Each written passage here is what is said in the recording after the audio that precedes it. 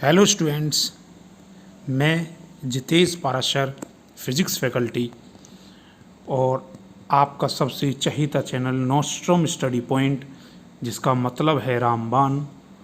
और बच्चे, हम इसमें लेके चल रही थी डीपीपी सेकंड नंबर की है।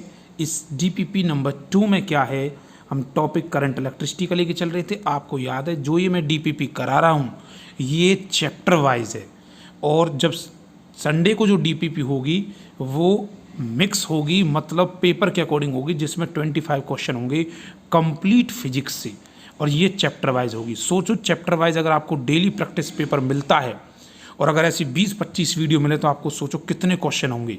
एक भी क्वेश्चन आपका ऐसा नहीं होगा जब आप एग्ज़ाम में बैठें कि जो आपका देखा हुआ ना लगे। बच्चे, हम जो लेके चल रहे थे डीपीपी नंबर 2 है, ठीक है। स्टार्ट करते हैं, क्वेश्चन ध्यान देना। और बच्चे, जितना हो सकता है चैनल को प्लीज़ लाइक शेयर और सब्सक्राइब करते रहिए। टीचर ऑटोमेटिक मोटिवेट होता है, फिर उसे लगता कि मैं और बेहतर से बेहतर मेहनत करूं, ठीक है। चलिए बच्चे, देखिए सबसे पहला क्वेश्चन। एक बात और मैं बताना चाहता हूं आपको, बहुत सारे बच्चों को ये रहता है sir Hindi medium English medium. मैं आपसे एक रिक्वेस्ट करना चाहूँगा, या फिर ये मेरी एडवाइस समझ लेना, कि हिंदी हो या इंग्लिश हो, हर बच्चे को पढ़ना ही पढ़ना है। ये सोच लेना, 20 मिनट निकालने ही निकालने हैं, क्योंकि बेटा 20 मिनट आप यूट्यूब पे वैसे ही वेस्ट कर दोगे देखने में मूवी ट्रेलर ये सब चीज़। लेकिन अगर आप हिंदी मीडियम का सुन रहे हो तो ऐसा नहीं होगा मैं प्योर हिंदी में उसको एक्सप्लेन करूँगा, और ऐसा नहीं होगा कि मैं प्योर इंग्लिश में एक्सप्लेन करूँगा। तो आपको पक्का वहाँ से क्वेश्चन बहुत बेहतर मिलेंगे आपको। मैंने बोला ना, अगर कोई बच्चा कैसा भी हो, अच्छा भी हो पढ़ने में, तो उससे एक क्वेश्चन तो डिफरेंट मिलेगा ही मिलेगा, ठीक है। बने रहिए नोस्ट्रम स्टडी सेंटर पॉइंट पर, हम ज़्यादा कुछ नहीं कहना चाहते। चलिए, पहला क्वेश्चन नंबर फर्स्ट कहता है, एक सुरंग है, एक टनल है, जिसमें 100 वॉट की क्षमता वाले 5 बल्ब लगातार 20 घंटे तक प्रकाशित किए गए, तो बिजली की खपत बताओ। बेटा, मैं कराऊंगा एक क्वेश्चन, और याद रखना, ज़िंदगी में जब भी तुम्हारे सामने कोई ऐसा क्वेश्चन आ गया तो ऐसा हो नहीं सकता कि तुम वो क्वेश्चन ना कर पाओ, ठीक है जी। चलिए, मैंने तुमसे कहा जस्ट इमेजिन, सुनना ध्यान से, मेरी बातों को सुनना और उसी क्वेश्चन को पढ़ना जिस क्वेश्चन के बारे में मैं एक्सप्लेन कर रहा हूँ। अगर तुम और कोई क्वेश्चन पे ध्यान दोगे ना तो डिस्टर्ब हो जाओगे। चलिए, सबसे पहले मैं बात करता हूँ इसी की, कि कहता है एक 100 वॉट का बल्ब है जो लगातार 5 घंटे जलाया जाता है। बेटा देखो, एक कितने वाट का बल्ब है, 100 वाट का बल्ब है, ठीक है जी। कितने घंटे, 5 घंटे, 5 बल्ब हैं। कितने बल्ब हैं, 5 बल्ब हैं। और कितने घंटे, 20 घंटे। जब भी क्वेश्चन आता है ऐसे ही करते हैं, सबकी मल्टीप्लाई कर लो तो 5 दूनी 10। बेटा कितना बन गया, 10, 0 0 0, और 3 जीरो जब आ जाएं तो उसे क्या बोलते हैं, हज़ार बोलते हैं ना। तो इसे बोलेंगे 10 kWh। kWh का मतलब है किलो वाट आवर। और जब भी हम अपने मीटर की यूनिट निकालते हैं ना, तुम्हारे घरों में जो मीटर का बिल आता है वो यूनिट में आता है। कहते हैं ना भाई, कितने यूनिट बिल आया है, ठीक है। तो जो यूनिट है, यहाँ जो यूनिट है ना, वो उस यूनिट का मतलब, यहाँ जो यूनिट लिख रही है ये यूनिट का मतलब है kWh। तो बताओ कितनी यूनिट, बताओ। मैं, अरे kWh को बेटा मैं 10 kWh को यूनिट नहीं लिख सकता क्या, इकाई नहीं लिख सकता, तो 10 यूनिट इसका करेक्ट आंसर होगा। बात पची कि ना पची, पच गई। अगर ये बात आपको अच्छे से पच गई तो मुझे जल्दी से बताओ, मैं सिर्फ बोलूँगा और आपका आंसर आना चाहिए। मैंने कहा कि सोच के चलिए, 10 वॉट के 10 बल्ब हैं, 10 घंटे जलते हैं। अरे 10 वॉट के 10 बल्ब हैं, 10 घंटे जलते हैं, बताओ कितनी यूनिट बिल आएगा। अब आप सोचने लगे, सर जी कितने, मैंने सेलेक्ट किया, मैं क्या बोलना सर, दोबारा बोलना एक बार। मैंने कहा बेटा, मैंने बोला 10 वॉट के, जैसे 100 वॉट का 10 वॉट के 10 बल्ब हैं और वो 10 घंटे चले। ओहो, ओ जी, ये क्या हो गया, 1000। अपने को क्या, अपने को तो ये बात पता थी, पता थी तुम्हें कि 1000 को kWh बोलते हैं, kWh। सर जी 1 यूनिट इसका करेक्ट आंसर होगा। क्लियर है, मैंने एक क्वेश्चन और करा दिया ना इस पे बेस्ड, ठीक है बच्चे। चलिए सेकंड क्वेश्चन पे चलते हैं। सेकंड क्वेश्चन में कहता है 1 किलोवाट घंटा kWh का मान जूल में कितना होता है। ओ जी, ये बात तो तुमने बचपन में पढ़ी होगी। करेक्ट आंसर इसका ए होता है, 3.6 × 10⁻⁶ जूल होता है। मुझे उम्मीद है हिंदी इंग्लिश दोनों मीडियम का बच्चा इस बात को समझ रहा होगा। अगला कहता है कि क्वेश्चन नंबर 3 में बिजली की खपत का बिल किससे मापा जाता है।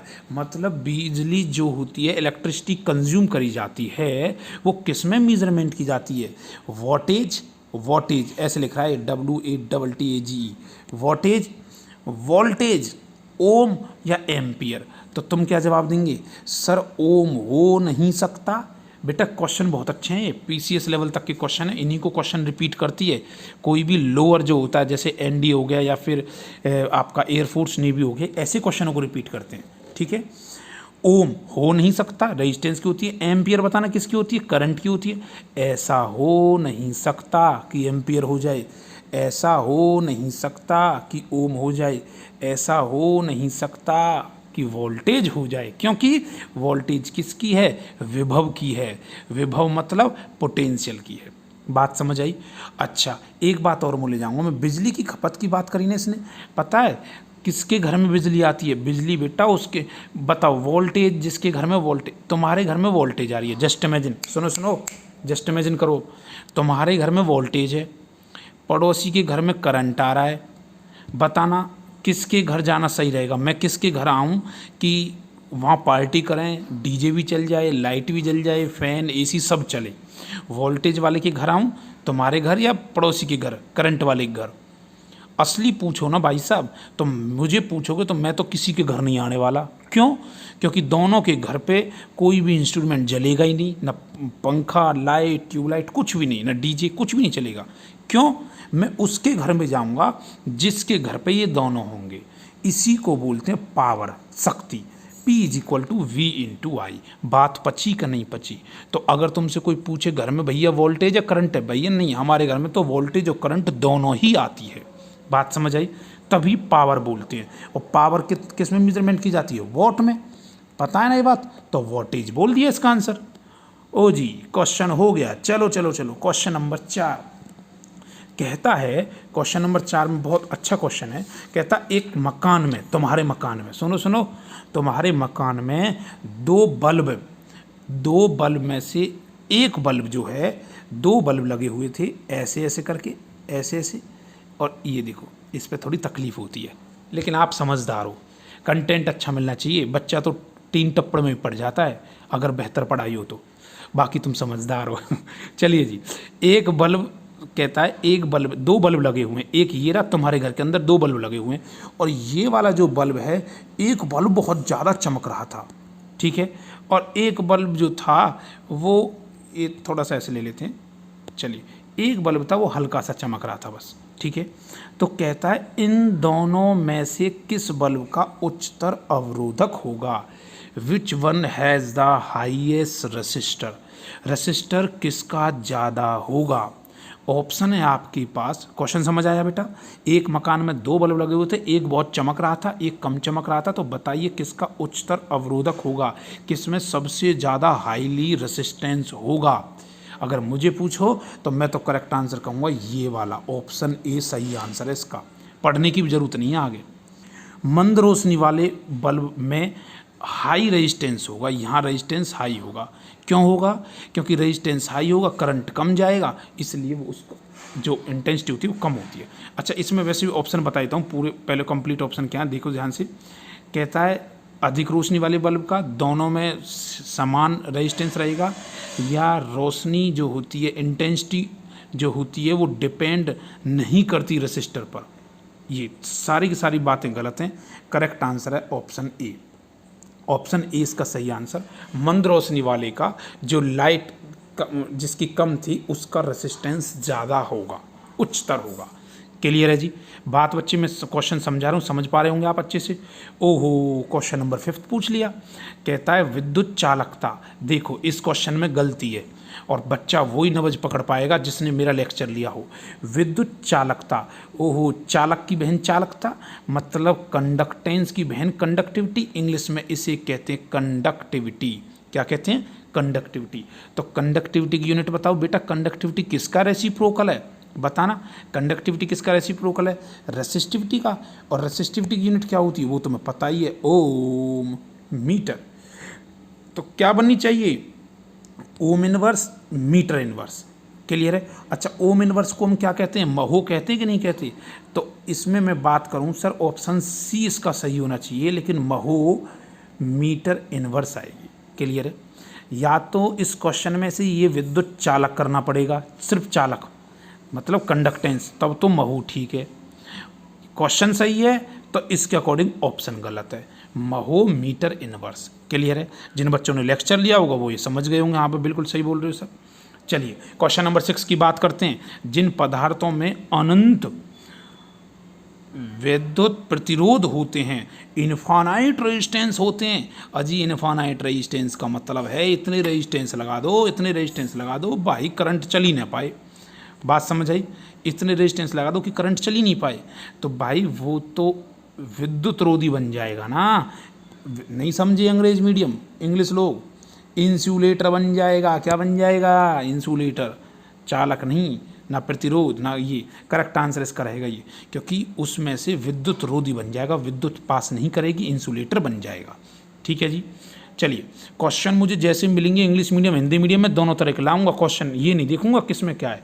और ना भाई मेरे पे इतनी मेहनत होगी कि इंग्लिश भी बनाओ हिंदी भी बनाओ, दोनों को रखो और फिर मुश्किल से 20 क्वेश्चन तुम्हारे सामने पेश कर पाऊँ, क्या फ़ायदा? अरे 20 दिन हर दिन क्वेश्चन पढ़ो, जो क्वेश्चन आए सर लाओ सर, आप हिंदी मीडियम हो इंग्लिश मीडियम हो, बस क्वेश्चन लाओ। वो ज़्यादा मतलब कम मेहनत में ज़्यादा क्वेश्चन मिल रहे तो क्या चाहिए फिर। चलिए अगला वर्ड है डायनेमो। डायनेमो वर्ड बेटा ध्यान देना। डायनेमो जो होता है बेटा उसे बोलते हैं हम जनरेटर। जनरेटर को डायनेमो बोलते हैं। जनरेटर क्या करता है? जनरेटर एक ऐसा डिवाइस है जो मैकेनिकल को इलेक्ट्रिकल में बदलता है। ये सारी चीज़ बताऊंगा मैं, टेंशन मत लेना। फिर भी आप एक बार जब सुन लोगे ना तो तुम्हें वक्त आने पर लगेगा अरे सर आपने क्वेश्चनों में डिस्कस किया था। जो मैकेनिकल को किस में कन्वर्ट करता है? इलेक्ट्रिकल में। अगर इलेक्ट्रिकल को जो मैकेनिकल में कन्वर्ट कर दे उसका नाम है मोटर। क्या नाम है? मोटर। अरे घरों में पानी की मोटर नहीं होती? क्या होती है? तुम स्विच ऑन करते हो, ऑन करते हो, क्या देते हो? इलेक्ट्रिसिटी, विद्युत। और क्या चलने लगती है? Machine, mechanical. तो विद्युत को यांत्रिक में बदलने वाला कौन है? मोटर।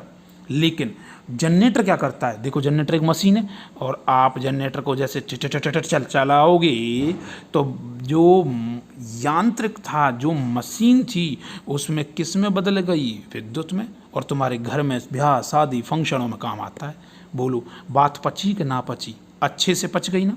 चलिए नेक्स्ट क्वेश्चन, क्वेश्चन नंबर 8 बड़ा अच्छा क्वेश्चन है जी। कहता है सोपानी। सोपानी परिमाण है, मतलब सोपानी किसका परिमाण बोलते हैं बेटा? इंग्लिश मीडियम बता देता हूँ। सोपानी किसका मैग्नीट्यूड है? सोपानी किसका मैग्नीट्यूड है? वेग वेलोसिटी का, फोर्स का, एंगुलर मोमेंटम का, या फिर इलेक्ट्रोस्टैटिक फोर्स का? क्लियर है? तो इसका करेक्ट आंसर है इलेक्ट्रोस्टैटिक फोर्स। ठीक है, कुछ बच्चे सोच के आंसर दिया करेंगे, नहीं पता तो सुना करो, कोई दिक्कत नहीं है। ठीक है जी। अगला क्वेश्चन आपके पास कहता है फ्यूज़ वायर। जो फ्यूज़ वायर होता है उसकी विशेषता क्या होती है? भाई एक बात बताओ सर, फ्यूज़ वायर है ना, पहली बात तो ये कि फ्यूज़ वायर जो होता है उस फ्यूज़ वायर को हम जब लगाते हैं तो इस पहले आप पढ़ पा रहे हो क्वेश्चनों को, ऑप्शन पढ़ पा रहे हो कि क्या उसका निम्न प्रतिरोध। कहता है निम्न प्रतिरोध मतलब low resistive power. Low resistive power, option A low resistive power होता है और हाई मेल्टिंग पॉइंट होगा। बी लो, हिंदी में लिख ही रहा है इंग्लिश में कन्वर्ट कर रहा हूँ, लो रेसिस्टिव पावर होता है और लो मेल्टिंग पॉइंट होता है। या फिर हाई रेसिस्टिव पावर या लो मेल्टिंग पॉइंट और हाई मेल्टिंग पॉइंट। बताइए करेक्ट आंसर क्या होगा? तो इसका करेक्ट आंसर है बी, लो रेसिस्टिव पावर। रेसिस्टिव पावर लो होनी चाहिए। भैया सोच के देखो, रेसिस्टेंस कम होगा, प्रतिरोध कम होगा तो करंट अच्छा चलेगा। और तुम फ्यूज़ में घना तगड़ा रेजिस्टेंस दे दोगे तो करंट कहाँ से चल जाएगा? बात पची का ना पची? हाँ बिल्कुल सही है सर। निम्न गलनांक, और वो ऐसा भी होना चाहिए कि बहुत जल्दी गल जाए, ऐसा ना हो कि गले ही ना, टूटे ही ना। वो फ्यूज़ वायर में एक हल्का सा वायर होता है, वो टूट जाता है। जब वो टूटेगा ही तो करेक्ट आंसर क्या होगा? आज के बाद ज़िंदगी में याद रखना सर जी, लो तो रेसिस्टिव पावर होनी चाहिए और लो रेसिस्टिव पावर होनी चाहिए, और उसके बाद क्या होना चाहिए? लो ही उसका मेल्टिंग पॉइंट होना चाहिए। बात समझ आई। नेक्स्ट क्वेश्चन नंबर 10 कहता है निम्न में से कौन सर्वोत्तम चालक है, which one is the super conductor. ओहो सर क्या क्वेश्चन पूछ रहे हो, तो बच्चों वाला क्वेश्चन है। चांदी, सिल्वर, बहुत सारे बच्चे ऐसे भी होते हैं जो कॉपर लगा के आते हैं, तांबा कॉपर बोलते हैं, माइका को माइका भी बोलते हैं, स्वर्ण को गोल्ड कहते हैं। तो करेक्ट आंसर इसका सिल्वर, चांदी में सबसे अच्छा करंट चलता है, याद रखना है बात। अगर चांदी के तार बना देते ना, बहुत सारे लोग काट काट के ले जाते चांदी को, और वैल्यू भी नहीं रहती फिर चांदी की, समझ रहे हो। चांदी में सबसे अच्छा करंट चलता है। चलिए अब बात करते हैं घरेलू विद्युत तार का जो स्थापन मूल्यतः होते हैं। बताओ घर में जो इलेक्ट्रिसिटी होती है, क्वेश्चन नंबर 11 कहता है बेटा वो सीरीज में होती है कि पैरेलल में होती है। ऑप्शन सी और डी तो पढ़ना ही नहीं है, सीरीज में कि पैरेलल में। कुछ सोच रहे होंगे सीरीज में, अरे गलत सोच रहे हो, ऐसा हो नहीं सकता कि वो सीरीज में हो जाए। करेक्ट आंसर क्या होगा, पैरेलल। क्या होगा, पैरेलल। बेटे पैरेलल जो होती है समांतर होती है, वो इसलिए होती है अगर तुम्हारे घर में जो ये कह रहे हैं ना सर हमारे घर में सीरीज है, कुछ बच्चों सोच रहे होंगे नहीं सर सीरीज में होती है।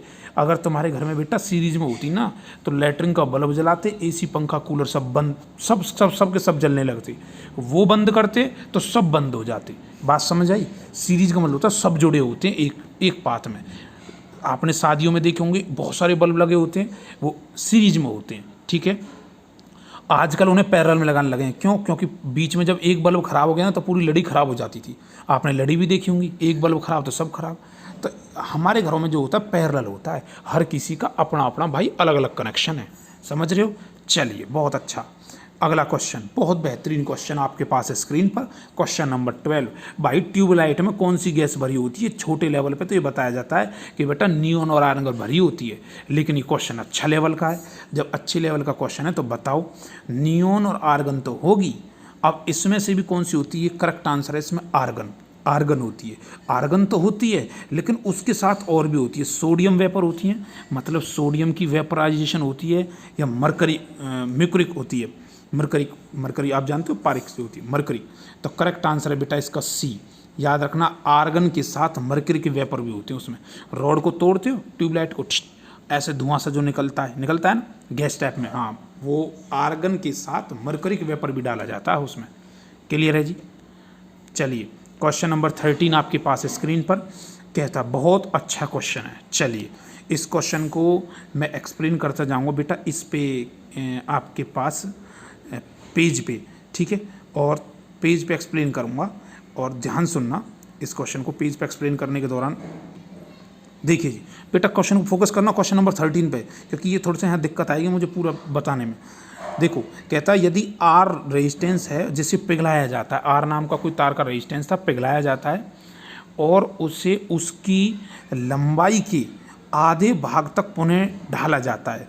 इंग्लिश मीडियम में बता देता हूँ कि एक वायर था which has resistance R and it recast up to half length, उसकी आधी लेंथ तक उसे क्या किया जाता है, उसकी लंबाई जो थी उसे फिर से लंबाई को आधा करके उसे रिकास्टिंग किया जाता है। तो बताओ अब नया रेजिस्टेंस क्या होगा। पहली बात, इस तार की रेसिस्टिविटी जो है प्रतिरोधकता सेम होगी। ऐसा क्यों? क्योंकि मैंने तार को पिघला के वही तार रखा है।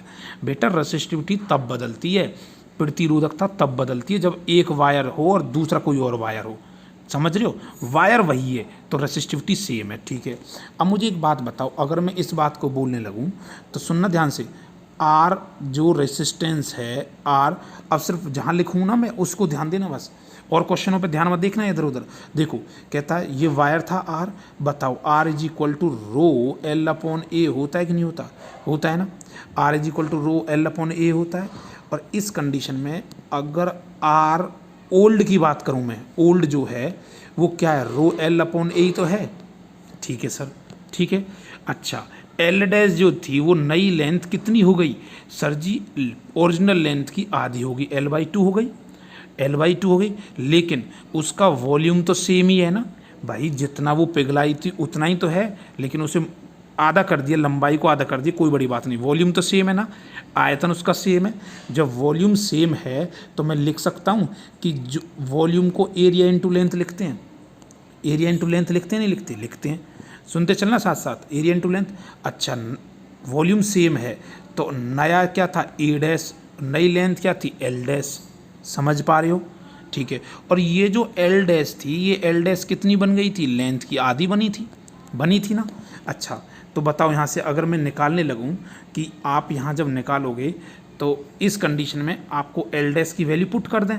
बताओ A is equal to L is equal to A dash. बताओ एल डैश की वैल्यू पुट करो, L/2 आ गया, कोई दिक्कत तो नहीं है, ठीक है, सबको क्लियर है ये बात, ठीक है। ए डैश इज इक्वल टू, अच्छा मुझे एक बात बताओ, अब ये L से L कैंसिल आउट हो गया, कोई दिक्कत तो नहीं, तो यहाँ से ए डैश कितना आ गया, 2A आ गया कि नहीं आएगा। बच्चे मैं इसको यहाँ बहुत अच्छे से नहीं लिख पा रहा हूँ, लेकिन आप मुझे उम्मीद आप समझ पा रहे हो। तो लंबाई तो L डैश से L/2 होगी और एरिया क्या हो जाएगा, 2A हो जाएगा, नहीं हो जाएगा, हो गया, ठीक है। अब सुनना, अब वो ये कहता है कि हम जानते हैं R डैश नए रेजिस्टेंस में बदलाव पूछा था उसने, नवीनतम रेजिस्टेंस, बोलो R dash is equal to rho L/A या L dash upon A dash, सही कह रहे हो सर आप, L dash upon A dash.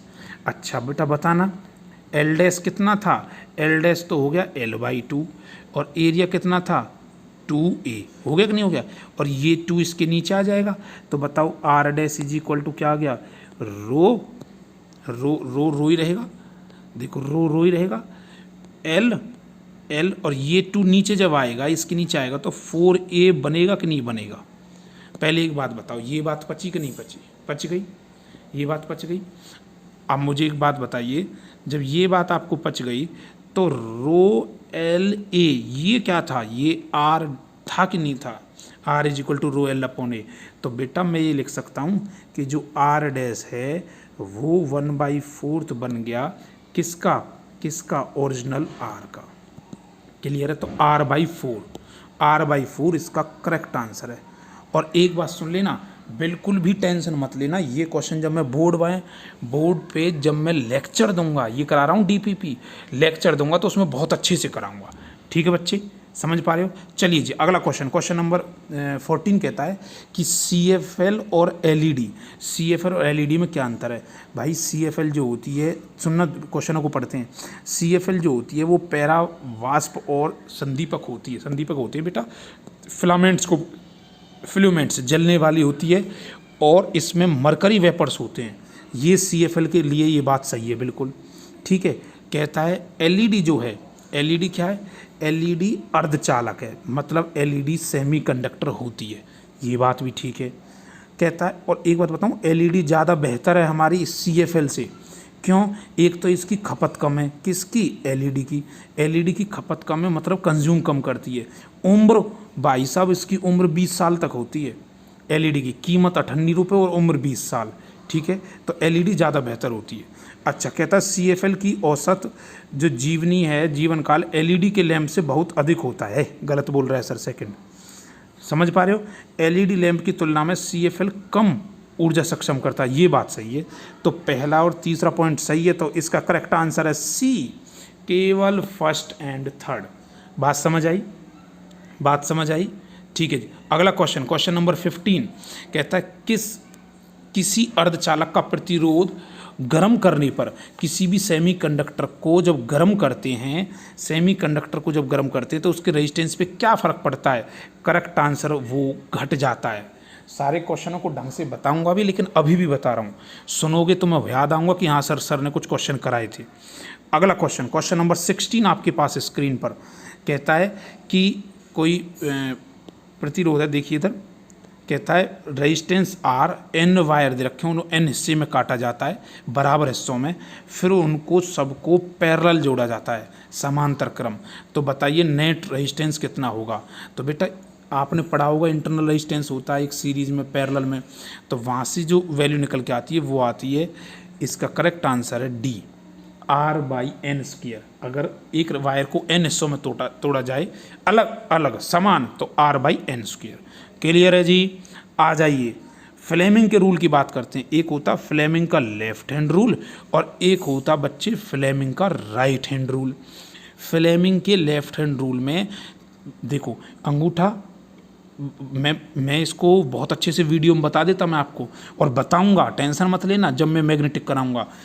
एक होता है फादर मदर चाइल्ड, पहला अंगूठा, दूसरी फर्स्ट फिंगर, तीसरी बड़ी वाली फिंगर।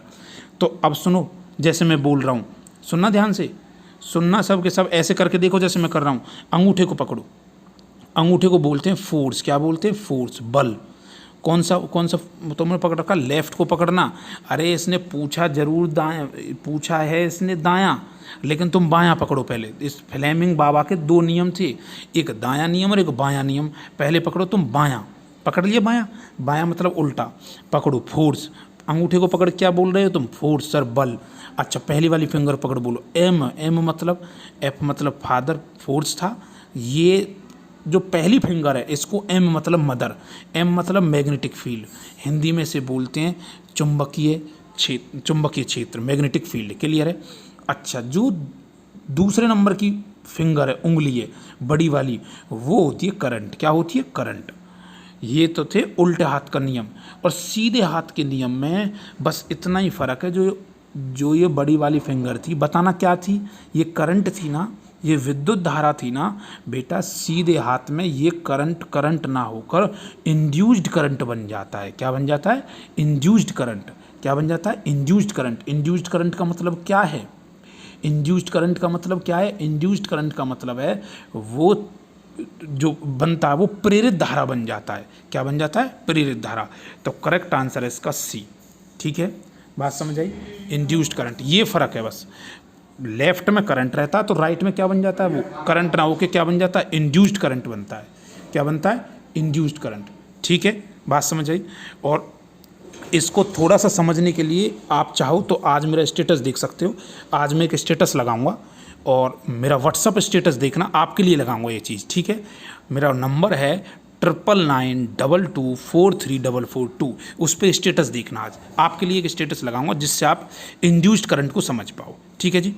अगला क्वेश्चन, क्वेश्चन नंबर 18 कहता है कि बताइए हृदय, आप जानते हो कि विद्युत परिवर्तन जो होते हैं उनको रिकॉर्ड को जो करता है वो कौन सा होता है? ये तो करेक्ट आंसर आप जानते हैं, सी, इलेक्ट्रोकार्डियो। कार्डियो मतलब क्या होता है? हार्ट। ग्राम क्या होता है? मतलब उसमें जो मेजरमेंट आती है उसे बोलते हैं बच्चे। ठीक है, इसका करेक्ट आंसर है 18वें क्वेश्चन का C, electrocardiogram. Question number 19, question number 19 कहता है कि मानव शरीर में जो शुष्क होता है, मतलब सूखे के दौरान जो होता है, मानव शरीर में भी रेजिस्टेंस होता है। वो रेजिस्टेंस कितना होता है? तो करेक्ट आंसर है बच्चे इसमें, इसका आंसर है 10⁻⁴। बताइए, पता है 10⁻⁴? करेक्ट आंसर होगा बच्चे इसका सी, 10⁻⁶ ओम। कब है ये? जब वो मतलब सूखा हुआ है। क्लियर है?